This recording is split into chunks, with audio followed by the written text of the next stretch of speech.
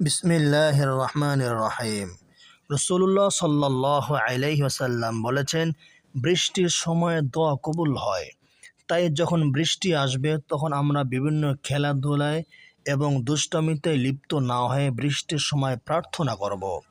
আবু দাউদের 2540 নম্বর হাদিসে এসেছে, মহানবী সাল্লাল্লাহু আলাইহি ওয়াসাল্লাম বলেছেন, বৃষ্টির সময় দোয়া কবুল হয়।